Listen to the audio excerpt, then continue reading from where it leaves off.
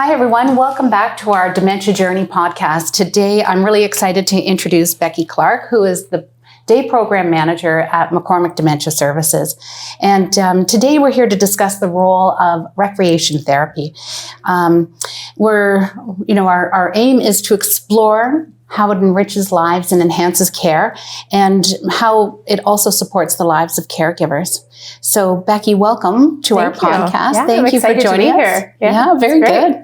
So, maybe you can share a little bit about yourself first, and maybe tell us what inspired you to get involved in dementia care. Okay. All right. So, my journey into dementia care and recreation is a little bit of a winding road. They're the best kind. Yeah.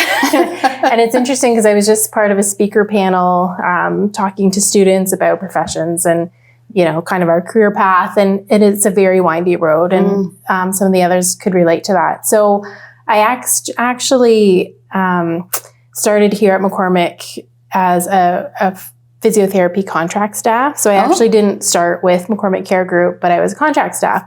So I was working in physiotherapy and, doing walking program and exercises and these sorts of things.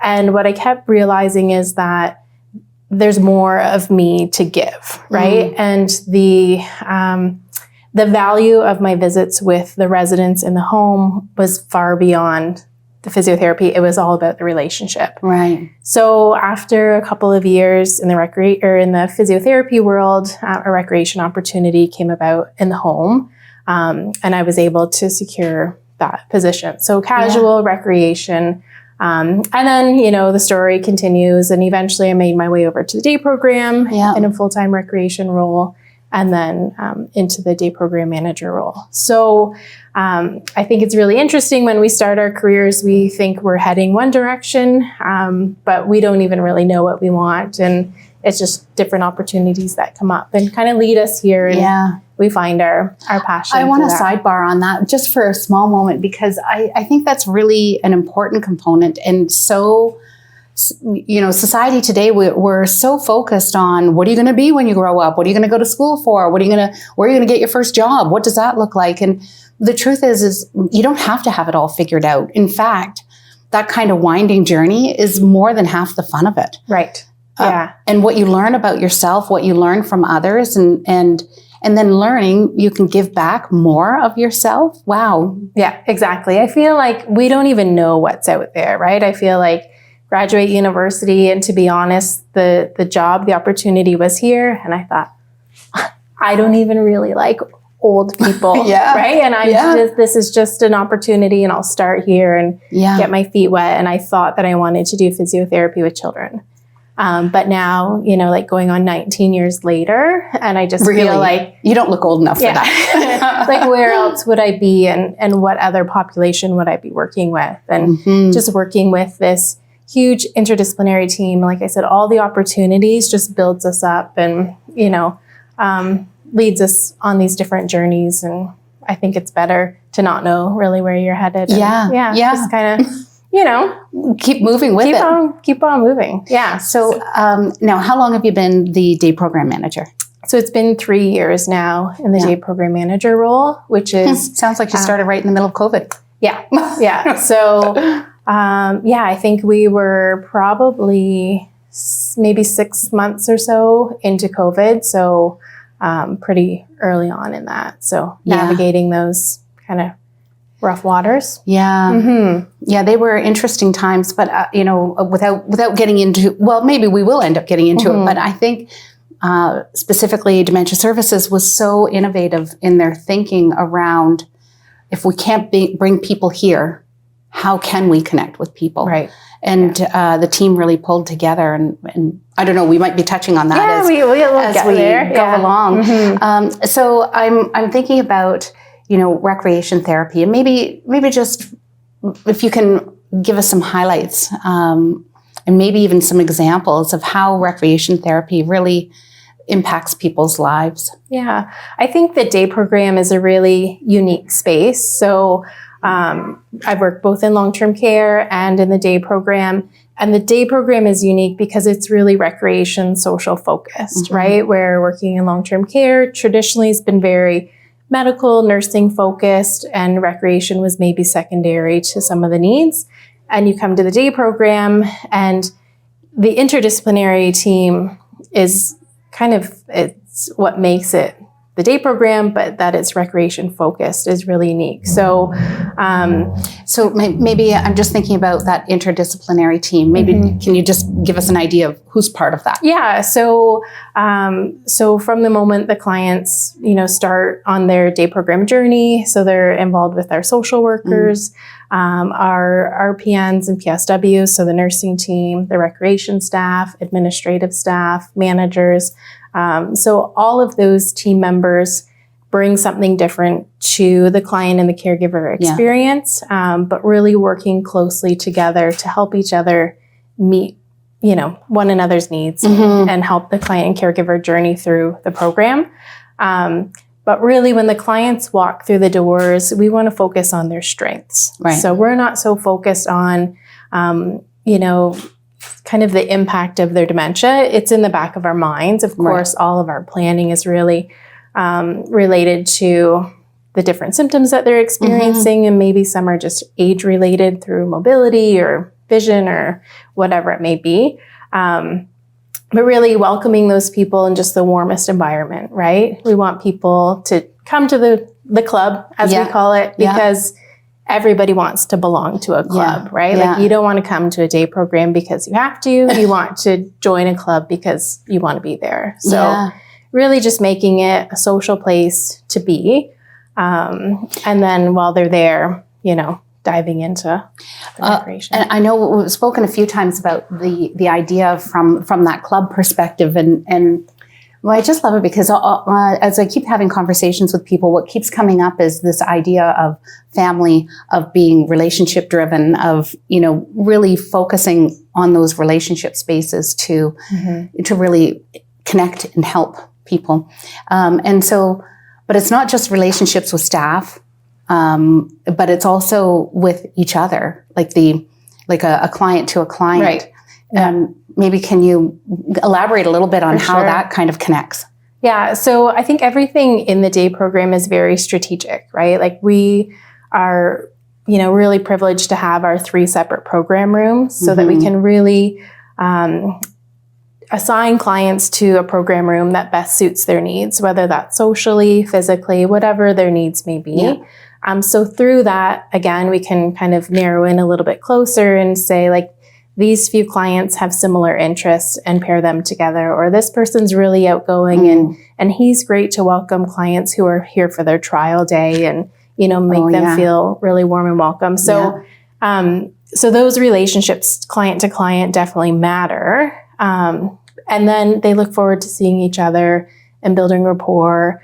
And we even had clients last week that got together for dinner, in their own homes. So like that matters, right? Yes. So not just, they have these friends while they're at the program and, they have their connections, but it extends beyond the day program, and that really enhances their quality of life, right? Like who doesn't want, maybe we don't want to have a lot of friends and we have to, leave the house at night, but for them, it's a real relationship and, someone to have how great for the care partners too, to have those connections.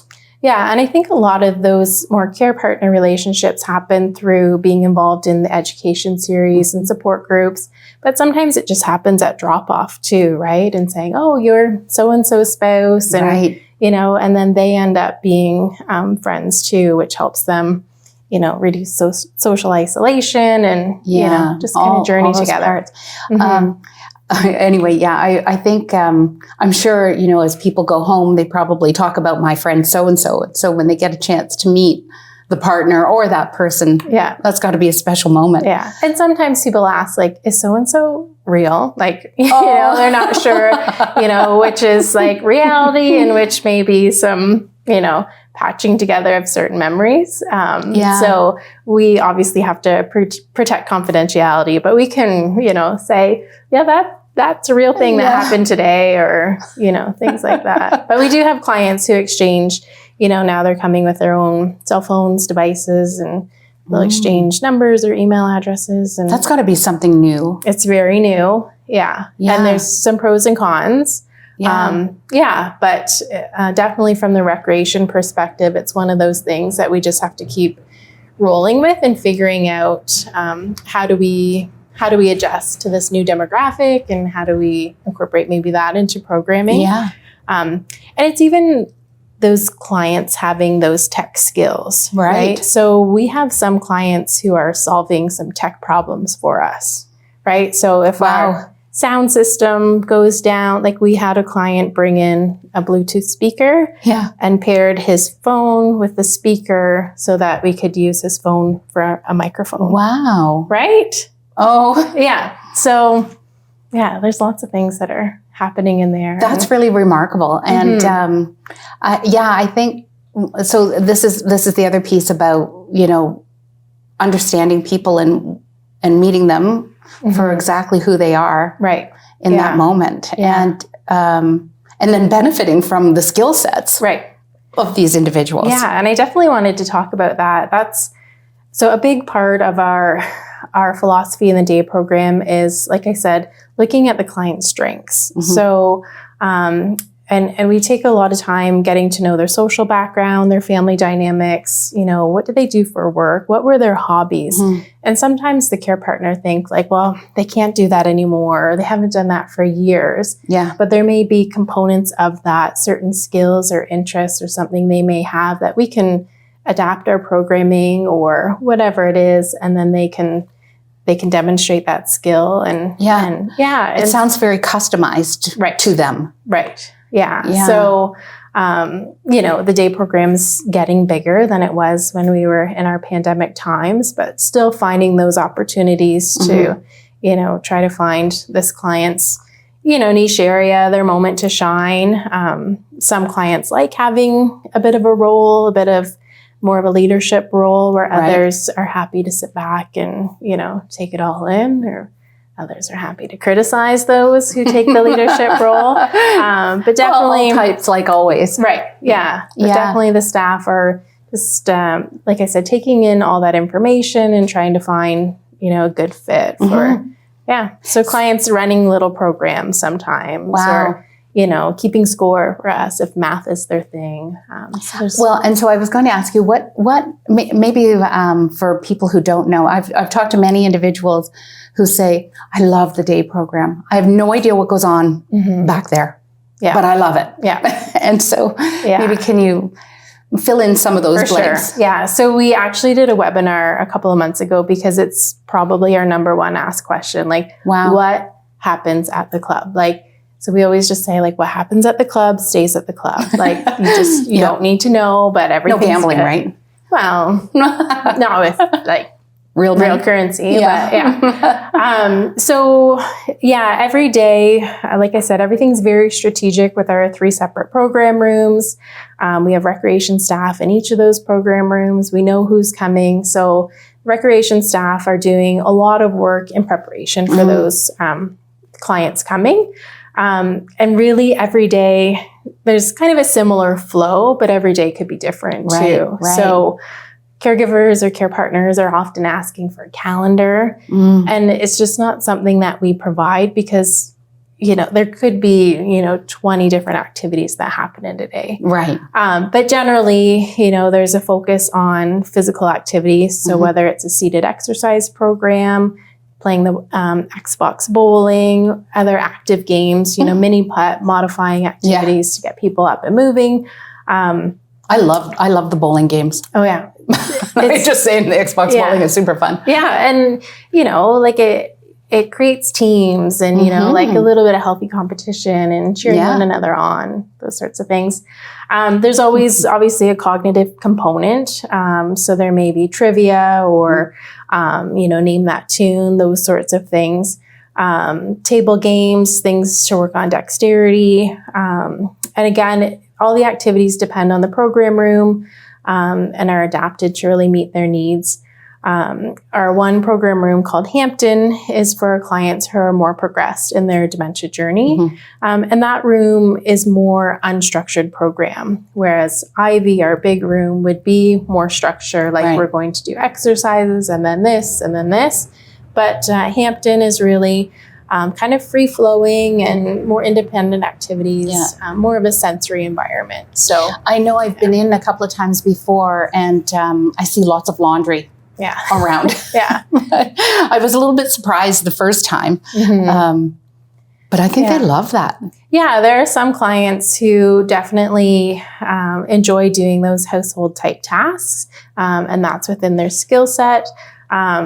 So again, it's just identifying those client needs. And what's really important to think about is when we're retired and we're not volunteering anymore, or, how do you just define yourself? Like what gets you out of bed in the morning and what gives you purpose? Yeah. So often for persons attending the day program, there's like this lack of purpose, right? So maybe their care partner is frustrated that they've lost some abilities and they're just kind of shrinking in ways, right? They're losing abilities to do some tasks around the house and different things like that. So coming to the day program, we're trying to involve them in activities that give them purpose and that they can be successful in too. So for some people, like folding laundry is a really meaningful activity and they love to do it. So it may be little face cloths or matching the baby socks or folding the baby clothes and things like that. Yeah. So, and then it's a moment, right? Like, look how cute this is. Of course, yes. All of those I remember when. Yeah, exactly. Yeah. That losing purpose piece, that's got to be a tough thing to fill. And figure out. But I guess by getting to know everybody or the individual plus family. Right. Yeah. And it's even, for some of our clients who have a Parkinson's dementia, oftentimes their voice, they can't produce that loud volume anymore. So it may be saying to a gentleman, would you like to read kind of the daily news highlights today, or would you like to call bingo or read these trivia questions to help, maintain your vocal skills and things like that. So there's that therapeutic effect. Yeah, I didn't actually recognize that was a thing with Parkinson's actually. And I'm reflecting, I feel like I talk about my father-in-law a lot, but he was such a big part of our lives, and he also had Parkinson's, and he did struggle to project his voice, and that was really challenging and frustrating for him.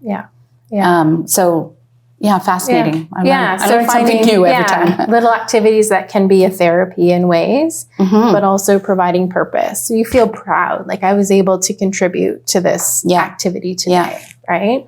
And I think like just talking about care partners too, that's something we really have to emphasize to them, right? Like how can we modify the home environment, pieces of, daily activities or, like more recreation and leisure activities in the home to find those moments of purpose in a day. So you just twigged something for me, Becky. And I'm thinking about those who may not be that familiar with McCormick Dementia Services. And, oftentimes people think of McCormick and they think about long-term care. And so they don't, they just consider it all one, which, yes, in essence, we are all one. We just have different functions. Right. Maybe if just for purposes of clarity, can you, on that high level of who McCormick Dementia serves, but also how maybe you fit into the broader community landscape. And, it doesn't have to be a lot of details, but just maybe that quick overview so people can understand a little bit better who it is we're serving. So McCormick Dementia Services is an adult day program. We like to call it the club, like I said. So clients are attending our day program who still live in the community. So, and that can be a lot of different types of living in the community. Some of our clients may still live alone. Some may live with their child, depending on their age. Some may live with their spouse, whatever it is. So our day program offers a spot for clients living with dementia to come to the club, but also then gives the care partners some respite. Oh yeah, so important. Yeah. So we want clients to love coming to the club so that the caregiver can still have their day. Yes. Whether it's to go to their own appointments, run errands, have a nap, whatever it is. And then also Dementia Services offers the support groups for care partners, education series. In addition to the day program, like I mentioned at the start, we have a full nursing team. So we're able to support all the client care needs throughout the day, whether it's medication administration, help with the washroom, modified diets and textures for snacks and meals. I know you've talked about it in other podcasts, but the spa, you know, so we can offer bathing services, a shower, you know, those sorts of things. So and providing meals, provide meals too, right? Yeah, they sell the meals and snacks, and then of course overnight respite too. So clients attending the day program can schedule an overnight stay, which gives the caregiver a bit longer break too. So. Yeah, so it's quite a variety, and then so the type of individuals attending, they have some sort of dementia diagnosis, right?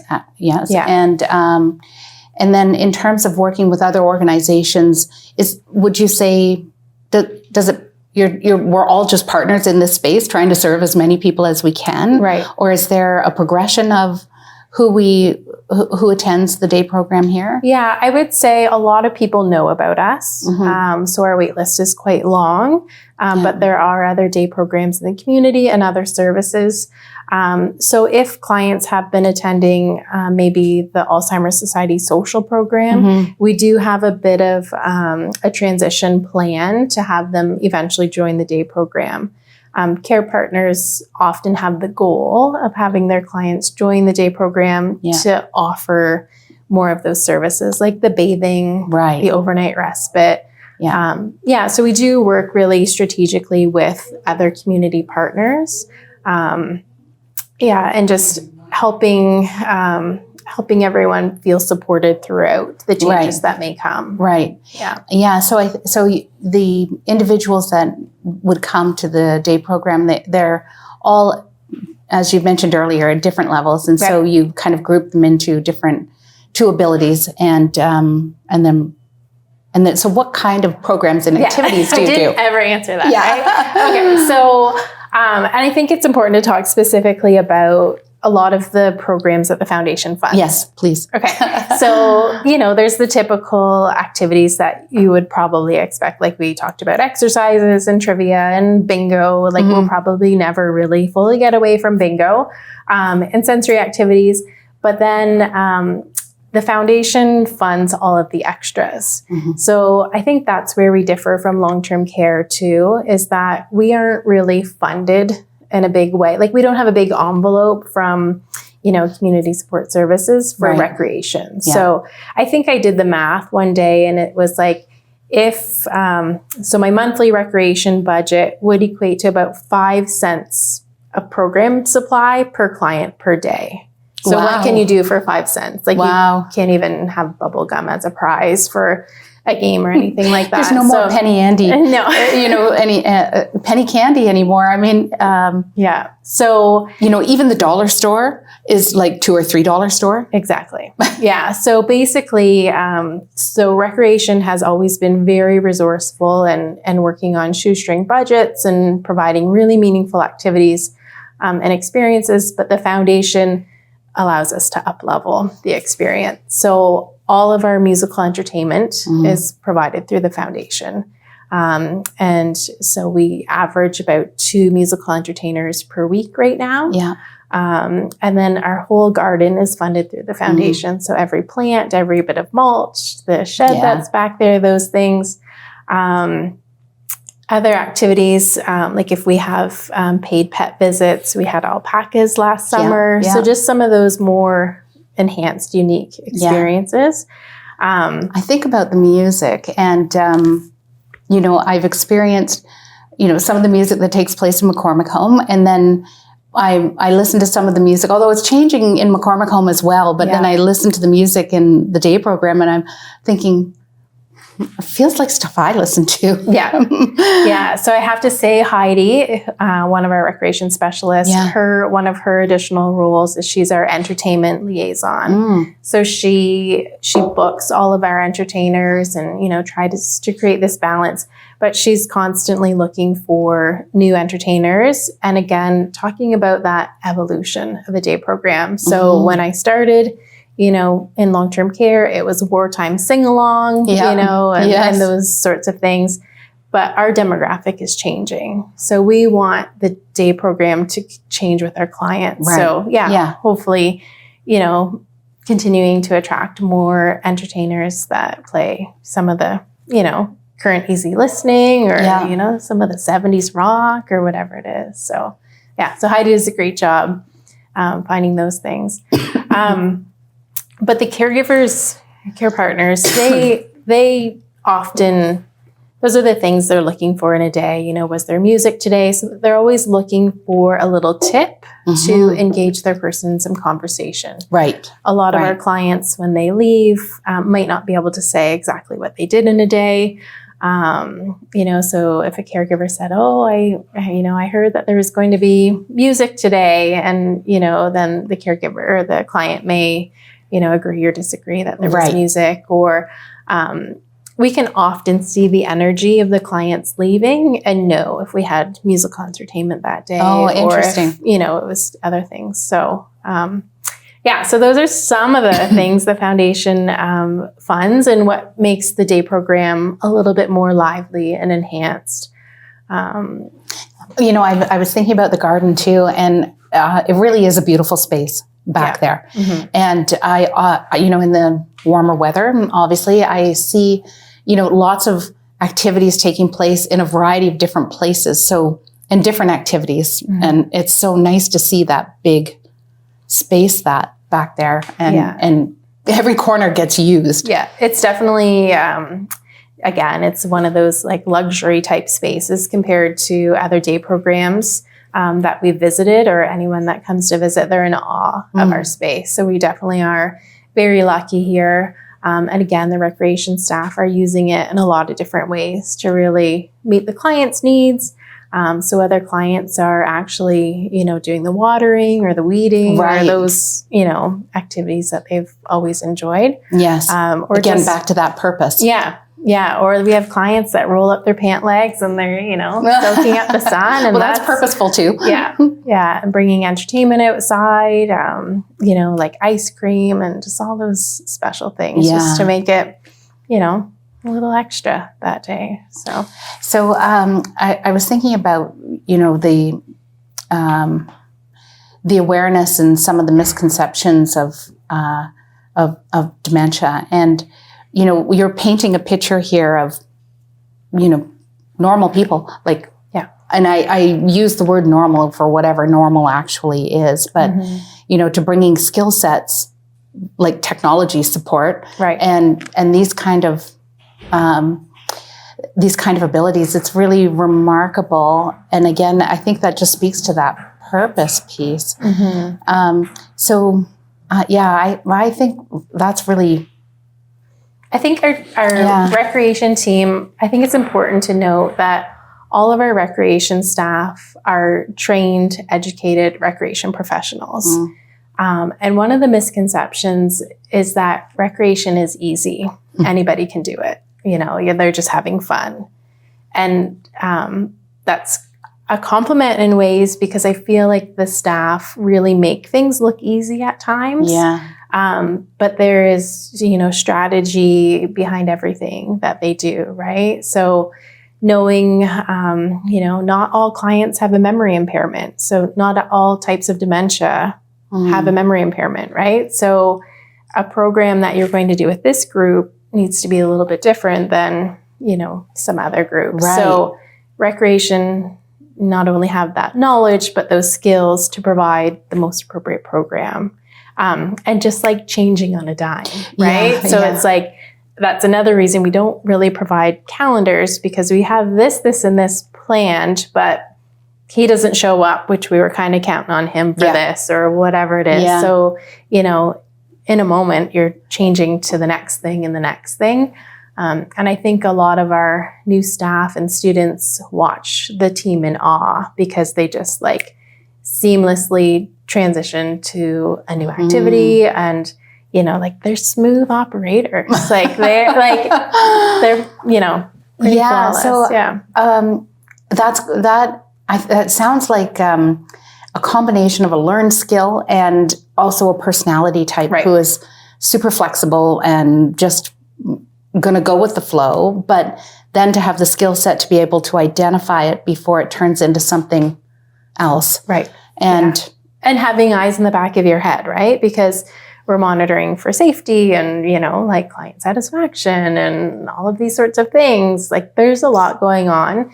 And as recreation, we need to keep the energy up, right? How many people are coming to the day program during the day? So we have 55 per day now. And how many recreation therapists? So we have 5 full-time rec specialists during the day.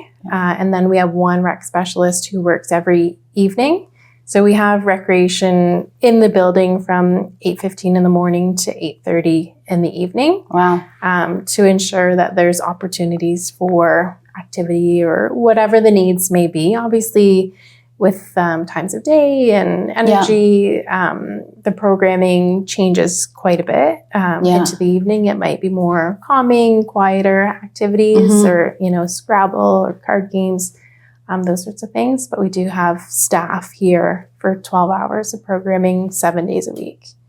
So, yeah. That's a lot. It's a lot. Yeah. And again, I feel like that's a day program thing. I know long-term care has more recreation staff resources thanks to the pandemic, because that was really highlighted during the pandemic. But we definitely have a big recreation team who's really front and center all day long. What would you say? Do you have?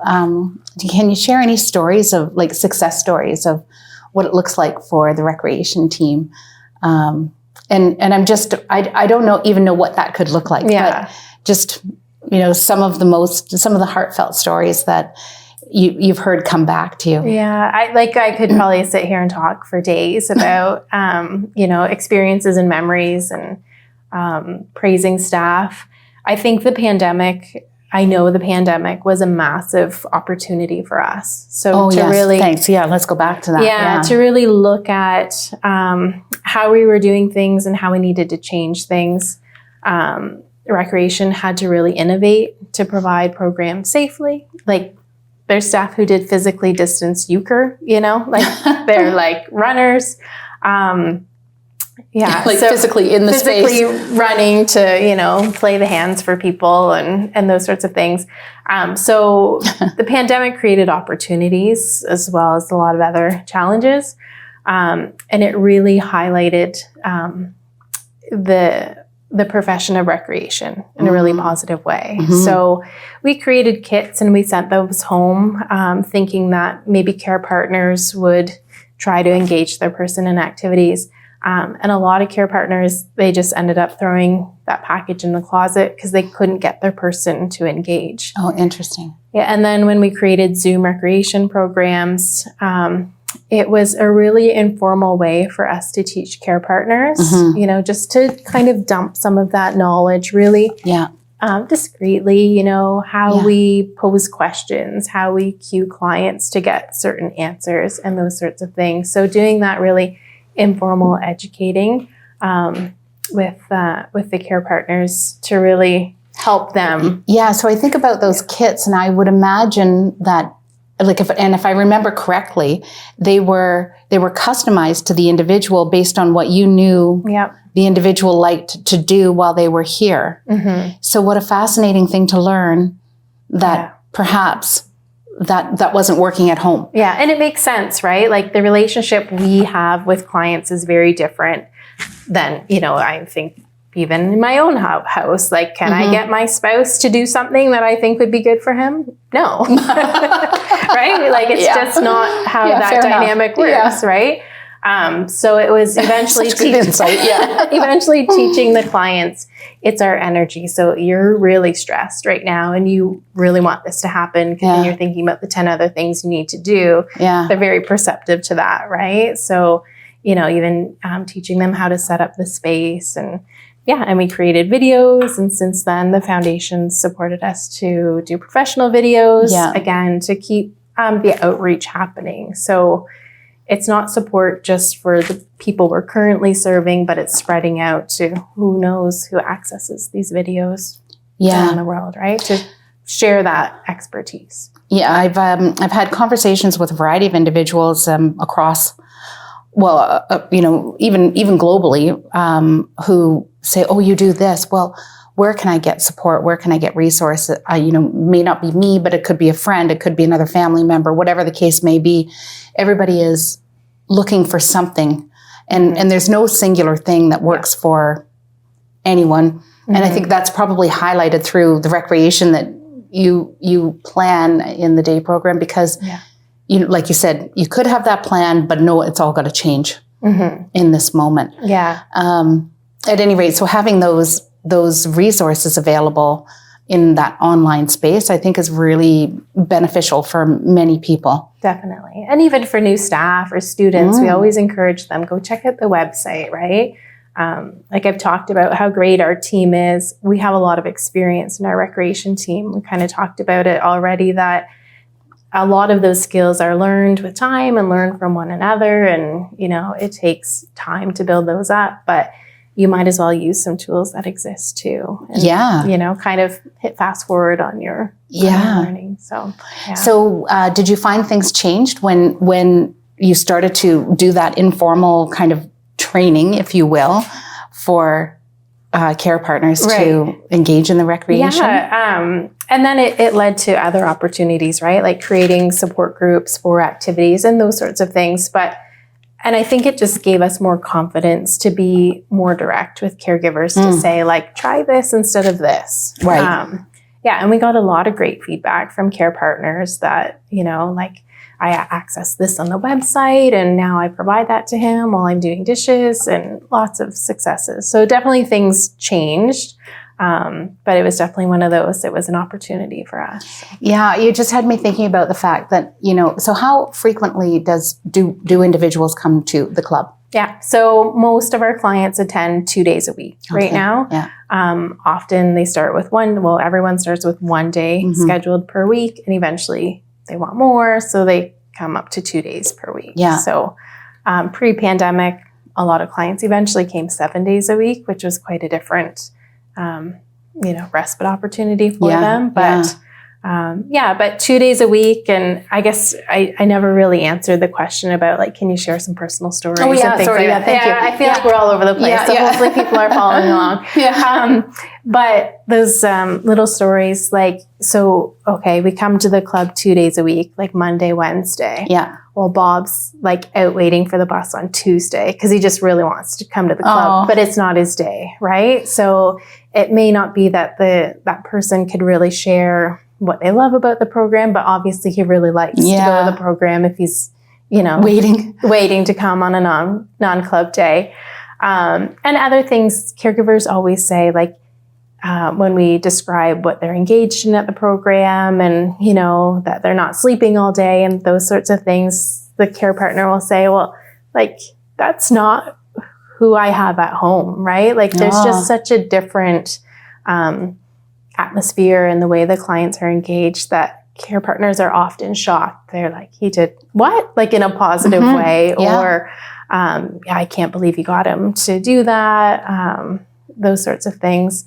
And then leaving, care partners often talk about the client is just a little bit more chatty than on days that they don't come, or their energy is a little bit up. Or for some people, it's that they're completely exhausted because the day is very stimulating compared to a day at home, and they're okay with that. So it's like, okay, we have our day at the program, we have supper, and it's like early to bed and a good night's sleep, hopefully. So, yeah. I think about the fact 2 days a week, and so awesome for the other person, depending on what their relationship is, but at least they get a moment to maybe get some groceries done, maybe run a few errands, take care of a few things that way. Yeah. And then, but the other time, so I think these other instructional videos are going to be so great too, because it helps people know maybe how to work at home, Right. with people. And it obviously it won't be the same. But at the same time, it would be nice to think that they're able to translate some of these skills and pieces that the team is sharing. Yeah. And that's so important, right? Like you said, it's only 2 days a week, and there's 5 other days and 24 hours in a day, and, all of those sorts of things. So we really want to build our caregivers' skills to help them support their person throughout, all the other days and however long they're on the journey. Well, and I know from talking to a variety of different people, they have learned so much. And then they share that with each other as well. They become their own little community or group. Yeah. Back to that friendship piece that we were talking about there. So if you had to think about, the future of recreation therapy and what that looked like, what does that look like in your mind? Yeah, we often, joke like what's coming down the pipes, right? Like even just thinking about technology alone, right? So that moment where clients started to come with their own devices, and then, using those sorts of things. So we just feel it's really important to keep adapting with the groups, right? So again, we want to be doing some evidence-based, strategies and approaches. So trying to stay on top of research and those sorts of things, but listening to the clients, right? Like, what are they asking for? So I feel like right now the day-to-day program, it's fairly structured, but clients are looking for more kind of like social chill time, right? Oh. Like less structure, more hangout. Right now, all of our access to the gardens is secure, right? Which means the doors are locked. You can only be outdoors when staff are out there. So will the future of the day program be that some clients have a key fob and they could access the gardens independently if they met certain like criteria, and there would be, safety checks in place. So is that the future of the day program? We have visions for, transforming the outdoor space. So like a little putting green, in a corner that you could also play bocce ball on, or, like really making way for leisure interests that are changing. Right. So like what I might like to do in my leisure time is probably different than someone who's like 95 right now. Yes. Right. Like, I don't really knit or crochet or do those kind of handiwork types of things, but which was more popular time ago. Right. Yeah. So what, I feel like the baby boomers coming along and, the next generations, like they have a life of leisure, right? Yes. Like they like to go mountain biking and play pickleball. Like, so it's going to be really interesting to see Are you putting in pickleball courts? Well, I feel like the foundation. So it's, I think, staying open to possibilities, right? Like I don't like to keep doing what we've always been doing because that's what we do. Like that's so boring. Yeah. Right. So I like to challenge, how can we do things differently? How can we meet the client's needs? If they're asking for this, how can we think about trying to provide that? Yeah. Well, and I think it's not dissimilar to so many things, especially in that boomer generation. I mean, they've been very hands-on with their life. They want to be part of all of that. Yeah. And so, and they do want to have a say in it, and I think really they were the first generation to sort of come along and walk with their pocketbook when it came to big brands and say, no, I'm not going to buy that unless, right? And so they understand as a group their generational, I'm going to say power. I don't know what the right word is there, but they do carry such a weight that they do influence things. And that's why I think programs like, McCormick Dementia Services is so important, because it's a little worrisome thinking about how many individuals may have a diagnosis of dementia and how many are having that diagnosis every day, and figuring out what that journey looks like and where to go and where to start. Yeah. Are there services and things that, obviously we talked about the website, but are there other services that people who maybe are on the wait list or haven't gotten on the wait list yet that they can access in any way? So most of the services for persons on the wait list are geared towards the care partner. Right. So like we talked about the education and those sorts of things. We'll be bringing back our early stage support group for the person with dementia in the fall. So that's open to anyone in the community. So we're very well aware that dementia doesn't really have any age parameters. Yeah. So like our youngest client right now is in her 30s. We have clients in their 50s. So providing support groups for these clients who have this awareness about their diagnosis and, want to talk about what it's like to lose your license and, lose control over other aspects and, how to find joy and living well with dementia. So that support group will hopefully be coming back in the fall. I can imagine that would be very popular. Yeah. And then otherwise, like in the past, we were doing our Zoom recreation and that was supporting clients on the wait list. But we're just at a capacity, kind of pinch. So we had to put all of our rec resources on the floor. So, so that was great. I wish. Yeah, the back and the forth. And, well, I know we've chatted before from the perspective that, from a foundation and what we provide and what we fund is really focused on that life enrichment, on that, enhanced care kind of component. We don't, it's just not typical within the fundraising world to fund salaries because it's not ever guaranteed. And so it's difficult to make a promise to somebody in terms of a salary if we cannot continue to fulfill it. And so that makes that piece, this is how we partner with the government in terms of adding those additional components that can really change people's lives. But that only works if you've got a really good team in place who can be imaginative and creative and can think through what that looks like. So I know you made a recent purchase that I just love, and that's that fire pit. So anyway. So it's, and again, our neighbors here in the long-term care space, they had purchased this smokeless fire pit. And I said, oh my gosh, like I've always dreamed about having a real fire pit because that is something I do, right? Like have some friends over and sit around the fire. Like that is enjoyable, right? For like my leisure interests, right? So it's, so we just purchased our own for the day program. We purchased this really great outdoor Bluetooth speaker that has like a fancy light system. So I feel like the garden space is going to be extra awesome this summer. Can you roast marshmallows on it? Yeah, you can. Oh, for sure. So there'll be s'mores, there'll be hot dogs. Like it's going to that is awesome. It's going to be a place to be. I want to go. You have to invite me when that comes back. Just to make a donation to the foundation. Yes, please.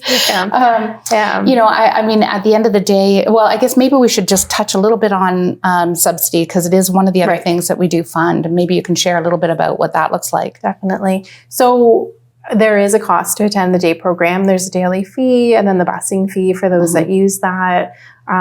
Accessing shower or bathing services, overnight respite, all of these things have a cost. I think everybody's very well aware the cost of living increases and, people are feeling the pinch. So McCormick Care Foundation does subsidize some clients' days at the program. It may even be some of their respite stay.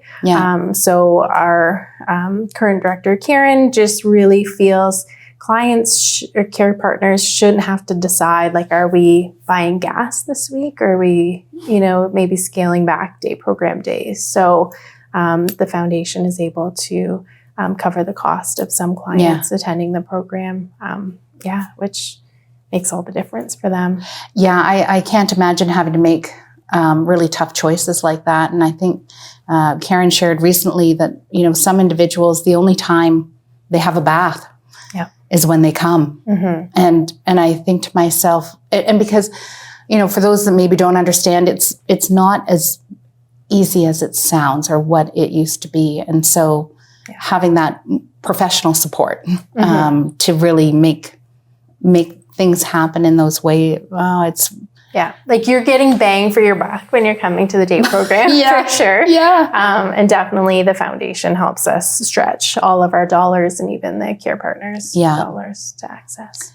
Well, Becky, I want to say thank you so much for coming today and sharing a little bit about, the recreation therapy that takes place at McCormick. No, it's not recreation therapy. It's recreation therapists, but it's recreation activities. Yeah, for sure. Is it recreation? So we actually don't classify ourselves as recreation therapists, but we call ourselves recreation specialists or assistants. So we provide recreation programs, activities, those sorts of things. Because I think therapists may have its own little category. So anyway, regardless, there's a dedicated team of professionals here making a lot of magic happen. Well, and I love the fact that there's such a variety of things that are taking place and geared towards individuals, different individuals and different interests. I think that's and again, back to that imagination component. That's amazing. I think it's, obviously, there's diversity in our staff, right? And their skills and their interests and their backgrounds. Right. But then it's volunteers and students that layer onto that too, right? So having volunteers that play the piano, having clients that play the piano, right? So it's this mesh of people in the place that really elevates what it is, right? That's a lot to hold together. There's a lot going on. That's why we can't tell you what happens, because it's too much. It's complicated. Just trust us. It's amazing. Yeah. So. Well, I think that's a really good point. I think from everyone I've spoken to, they do trust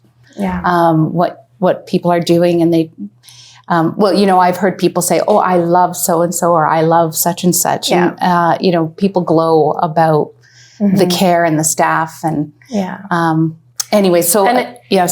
Sorry to cut you off. And it comes back to us. So like the relationships that we build, the feeling that people have here when the person moves on from the day program, whether it's long-term care or whatever it may be, those families often come back to us, right? So we have a new partnership with the Kamoka-Kilworth Home Hardware because we had, their dad here in the day program and in the home, right? So it's those lasting impressions that help us continue to be amazing, right? So I think it's just really important to highlight.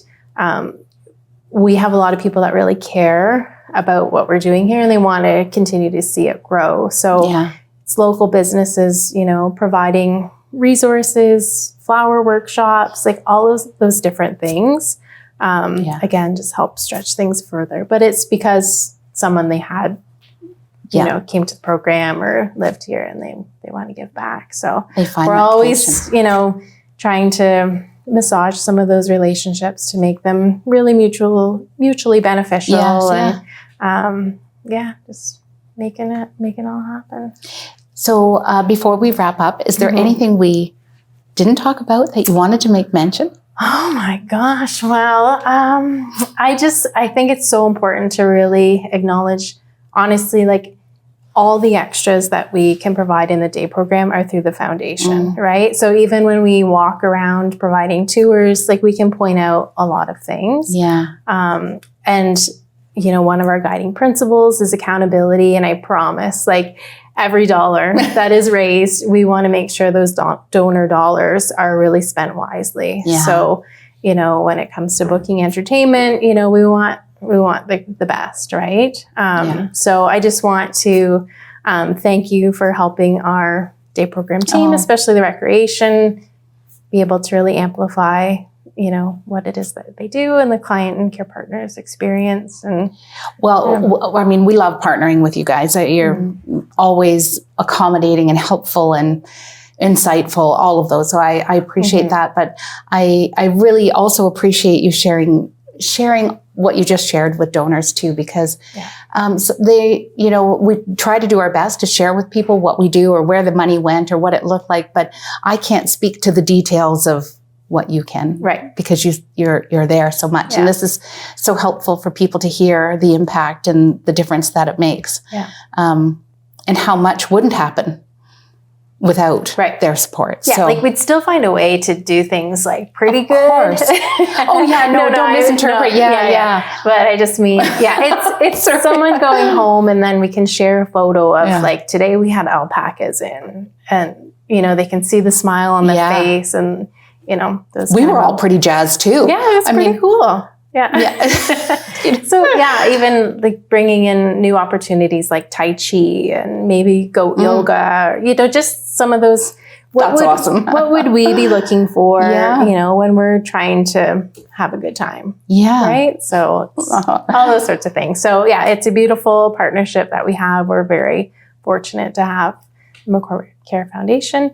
And we are a pretty competitive bunch, so we will always be supporting the Fit for Care and the Light Up McCormick, because we want to, obviously help fundraise, but just kind of just show everybody we're there.